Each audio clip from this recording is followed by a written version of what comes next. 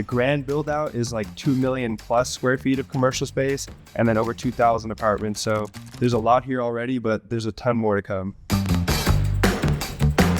Welcome to Camp North End, a 76-acre hub of history and innovation just north of uptown Charlotte. This site has played a pivotal role in U.S. history, from Ford's Model T production to missile development during the Cold War, and now it stands as a beacon for creativity, community, and economic growth.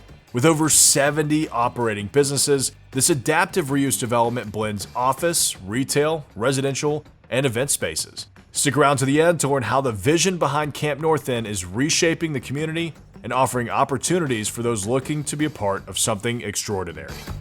All right, so right now we're standing in building C. This is actually called the General's office. So this is where our office is now. We have our conference room here. 76-acre property.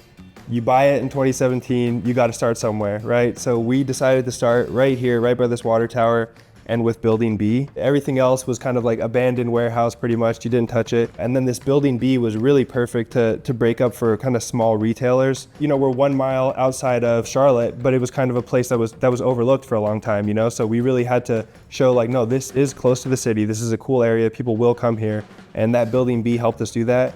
After that, we were able to kind of jump to these bigger buildings and do bigger commercial spaces, better upfits. Well, cool, man. What are we gonna go check out first? So this was literally just a parking lot. Like it was all asphalt and cement. And really like there's a center of gravity up there. Yeah. There's a center of gravity down there. Walking through this, you could imagine on a hot day, felt like the Sahara Desert. Threw some turf down, put some giant Legos out, which was kind of the key. And now people do stuff like this. Like, I don't know who those people are, you know? No, we didn't say them, like, but that's like the kind of stuff that happens, you know? Tell me about these. Is this a way for y'all to accommodate ADA without having to spend a lot of money? Yeah, exactly. That's exactly really what cool. it is. I've never seen that before. We're not only walking on the road, we're walking in a 20-foot wide fire lane. So this has to be 20 feet wide for a fire lane. What we ended up doing is kind of pushing it to the center, surrounding it with plants on each side, and zigzagging it. So what that does, it makes it that much interesting. It makes it that much more interesting. It really makes it feel like this is a pedestrian first place.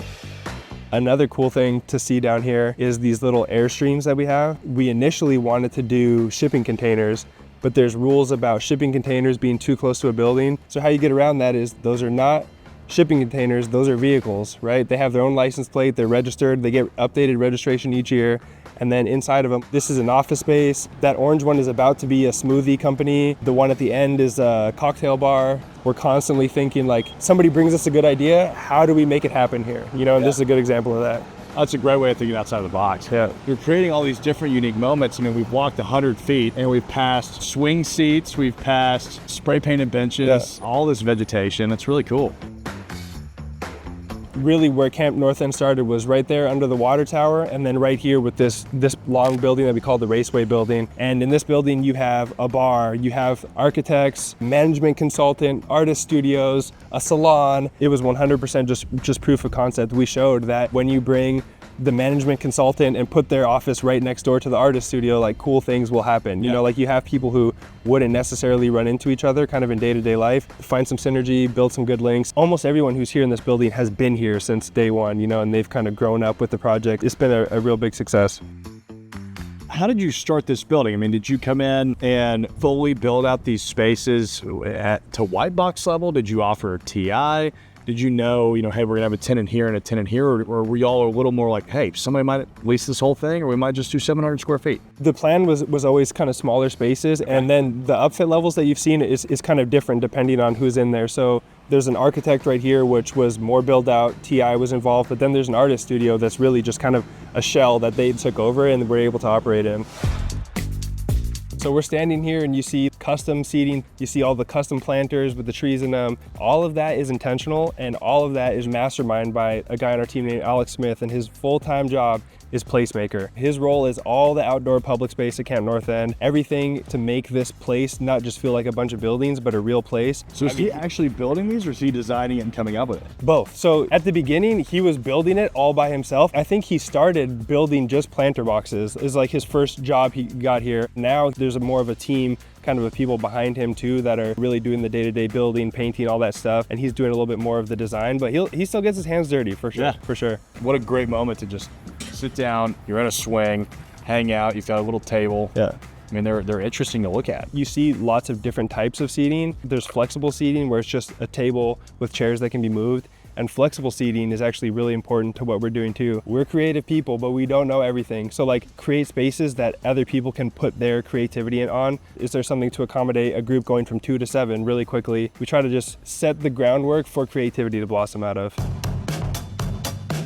So this is one of those smaller bays. Is this a pretty normal size for the smaller tenants y'all went with? Yeah, this is a pretty normal size. I think this one's probably around 900 square feet. So some of them are a little bigger, some are a little smaller. There's not too much that goes into a build out of this space. Really, we just let the person come in and kind of put their creativity on. I love the polished concrete floors. So did you do one common area restroom for everybody so that you didn't have to do bathrooms in every individual space? That's kind of typical around Camp North, and especially with some of the retailers, a lot of them we have common area bathrooms so that their spaces can be a little bit smaller. It makes it so much easier with plumbing costs. 100%. I mean, especially if you're cutting in old concrete and running lines. And people don't want to take on the burden of having to build out their own bathrooms. This is like all your stationary needs, really. You know, you got the pens, every kind of notebook you can imagine, really cool to a lot of cool stuff. And so we've been really intentional about finding local business owners who have a business that you can't find anywhere else in the city. So what's going to make someone drive across town to come here? So we don't want to have like the fifth of something because you're going to pass 5 of them on the way here. We want to have the only one, the best one. And that's been really successful for us so far. Well, that's the fun thing about doing space like this is that since it's smaller, it's inherently more affordable, which means you can be picky about the types of businesses that you're putting in here, or at least pickier than you would necessarily have to be if you were going for 3, 4, 5,000 square foot tenants. You get to pick really unique things that, you know, couldn't afford a 2,000-3,000 square foot space and honestly don't need it either. If anything, we need more spaces like this because this was kind of our only really small building to start. And now we're working with these bigger blocks, bigger buildings. And it is that 5,000 square foot minimum or whatever, even for the office space, 20,000 square foot minimum. And the pool of players is just smaller and the barrier to entry is a lot higher. So if anything, as we're kind of master planning future phases of the project, how do you kind of create more of these small spaces just to let the real entrepreneurs kind of like get their foot in the game? They cleaned up all the Legos because every Thursday we do a big outdoor movie here. They're gonna put up like this huge inflatable screen, and then as soon as the sun sets, literally the whole turf and then all that area back there, people will be up on the road, like it'll fill up. So who handles that programming? So it started as one woman on staff. Her name is Varian. She's our community manager, and then her team has grown. So now we have a community team, which is 4 women, and they do everything from the events to PR generally, social media. The community team is kind of a huge part of our success, especially at the beginning when this wasn't a place people would necessarily think to come.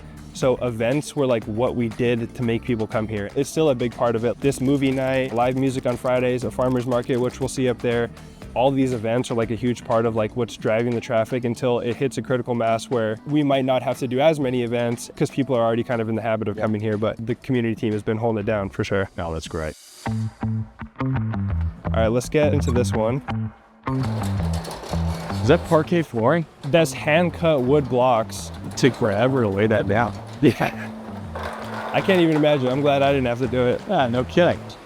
So this is the Ford building. First building that was ever built on site. Actually, this is the 100-year anniversary of this building. Okay. It was built in 1924, and it was kind of one of the first buildings built around the idea of an assembly line.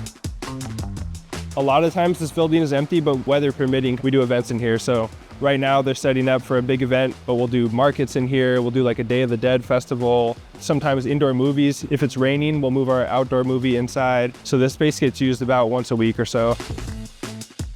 This building's actually 240,000 square feet. So you can look all the way back there, and that's like a third of it. And then it keeps And then it keeps going. Yeah, it just keeps going. One day, this building will eventually be redeveloped into a Class A commercial space, like office space.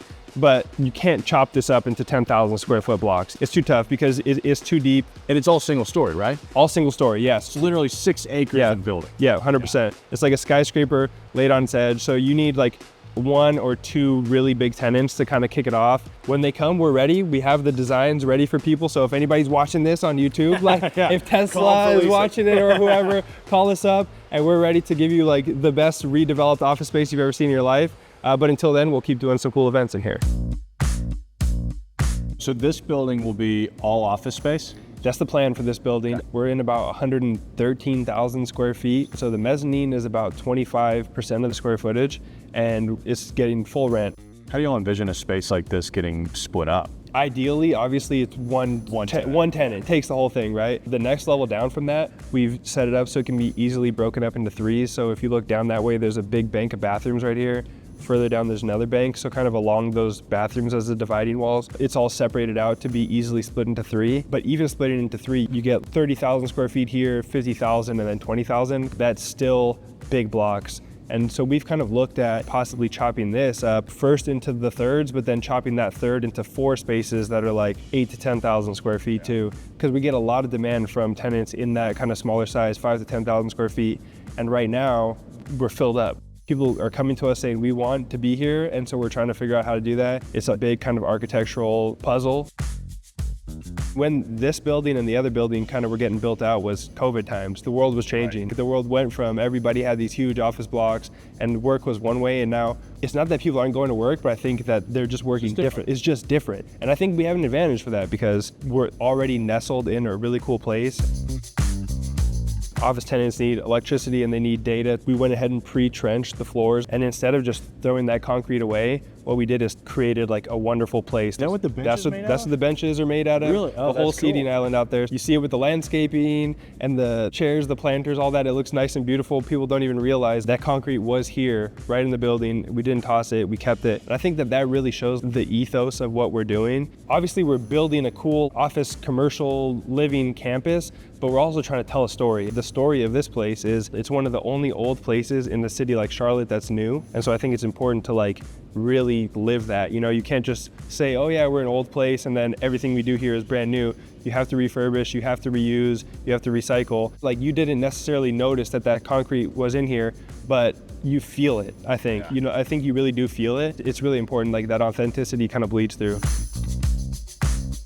Whichever tenant leases, whether it's the whole building or at least this big 50,000 square foot middle chunk, they're gonna get this kind of private outdoor patio area. And the cool thing about this area is we're on a campus where everything is pretty much one story, and this is a 2-story patio. So you're kind of you're king of the world at 2 stories, which is interesting. This is cool. Yeah, it's a good view.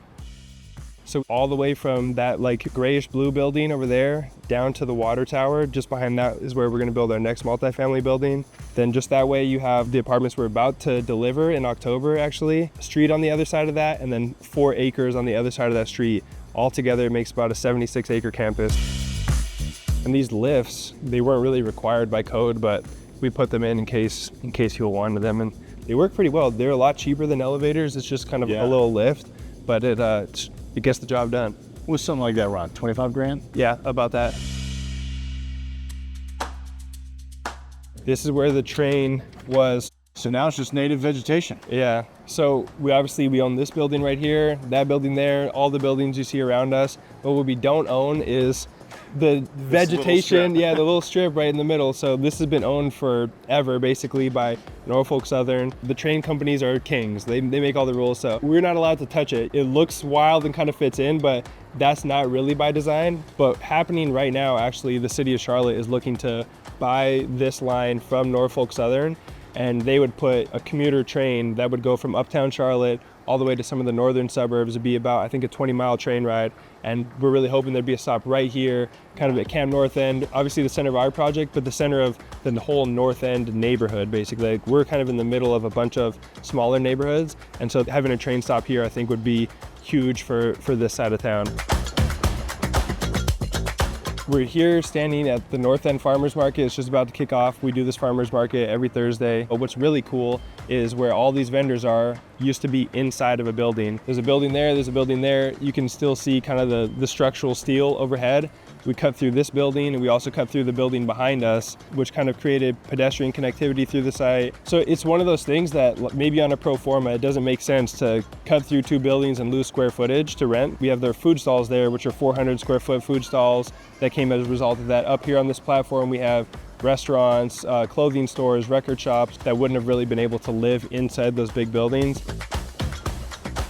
What's this team that y'all have leasing it, is that internal? No, that's external. So Ascent is the brokers that do it. They're the best. If you're trying to do anything, especially in Charlotte, like Charlotte infill stuff, they know everybody, they know every space. They're also believers in what we're doing too. You can tell, like they're here with their families in their days off, and I think that makes them that much better at their job. You have to have that in a sales team, right? If they don't eat their own cooking, don't trust the chef. Yeah, exactly. And those guys, they walk it like they talk it for sure.